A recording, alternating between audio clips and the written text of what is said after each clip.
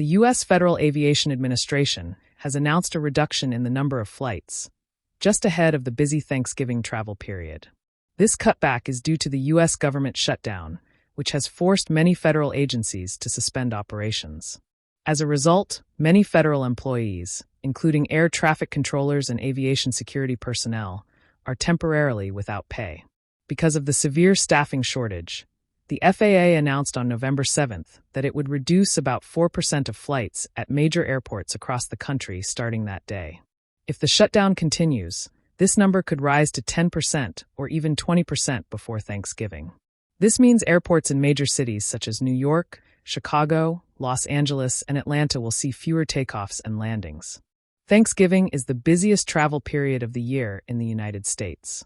People's travel plans are highly concentrated, and rescheduling is difficult. With flight reductions, the already tight situation for tickets, flights, and passenger flow will become even worse. A combination of fewer flights and unchanged demand may contribute to a rise in ticket prices. Fares could go up by 10% to 25% before Thanksgiving. Additionally, delays and cancellations will likely increase due to a shortage of air traffic controllers. Scheduling becomes more difficult, so even minor weather issues could trigger a chain reaction of delays. This is especially problematic on the East Coast, where late November often brings strong winds or snow, making flight recovery slower. Furthermore, airports will become more crowded, with worse travel experiences. Even though there are fewer flights and staff, passenger numbers remain high.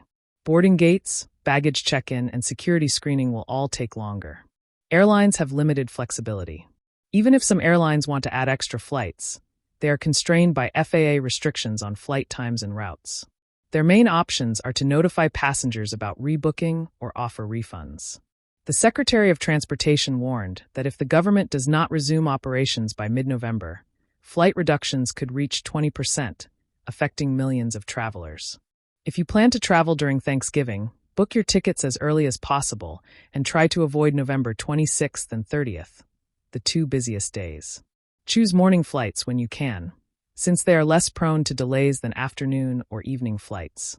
Allow extra travel time, especially if you have connecting flights, and stay alert for airline updates and changes. If possible, consider taking the train or driving to avoid disruptions caused by flight reductions. Finally, we hope everyone traveling home for the holidays can arrive safely. If you find this helpful, don't forget to like and subscribe.